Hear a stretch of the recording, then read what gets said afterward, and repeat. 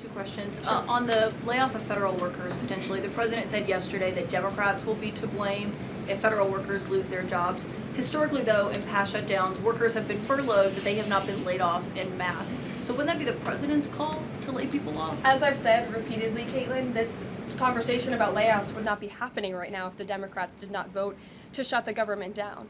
And as I also said last briefing as well, we are $37 trillion in debt, and the government is not receiving any cash. So someone has to look at the balance sheet and be good stewards of the American taxpayer dollar. And layoffs are an unfortunate consequence of that.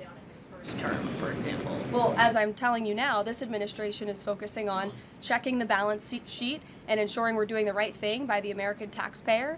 And again, these conversations about layoffs would not be happening in the White House today if not for the Democrat shutdown. And they have a choice to change that. They have another opportunity tonight to do the right thing to reopen the government. Joey. Judge over the weekend. Sorry, my second question. A federal judge over the weekend that the president had appointed to the bench in his first term in office basically argued that he could not deploy other states' National Guards to Portland. Basically said that it was untethered, his argument, to what is actually happening on the ground. Which local officials in Portland have said that the National Guard is needed there? With all due respect to that judge, I think her opinion is untethered in reality and in the law.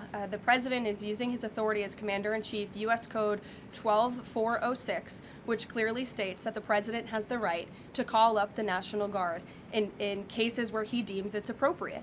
And if you look at what has happened in Portland, Oregon, for more than 100 nights, I was talking to our law enforcement team about it this morning, for more than 100 days, night after night after night, the ICE facility has been really under siege by these anarchists outside. They have been disrespecting law enforcement. They've been inciting violence. We saw, again, a guillotine rolled out in front of this federal building. And so the president wants to ensure that our federal buildings and our assets are protected. And that's exactly what he's trying to do. And ultimately, in the case in Los Angeles, that judge ruled in the Ninth Circuit, that panel of judges ruled that those troops could remain and that the president was well within his authority to do so. So we are appealing that decision. As you know, we expect a hearing on it pretty quickly, and we're very confident in the president's legal authority to do this, and we're very confident we will win on the merits of the law. But no local officials that you can point to that have said we need the National Guard? Because I spoke to the police chief of Portland last week. He said that the president's claims just don't match up with what's happening on the ground. I would encourage you as a reporter to go on the ground and to take a look at it for yourself, because there's been many members of the press, not press in this room, but independent journalists, some of whom we'll be inviting to the White House very soon to share their stories, because they have been in the middle of these riots and they have witnessed the anarchy that is taking place night after night. It's on video. You should play it on your show. You have a great opportunity in prime time on CNN to show your audience. Yeah, but you're probably talking to partisan Democrat officials who are opposed to everything this president does.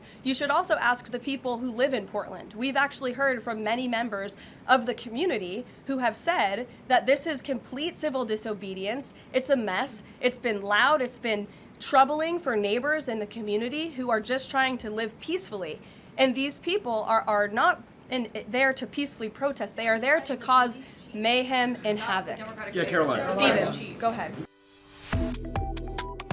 Subscribe to One India and never miss an update. Download the One India app now.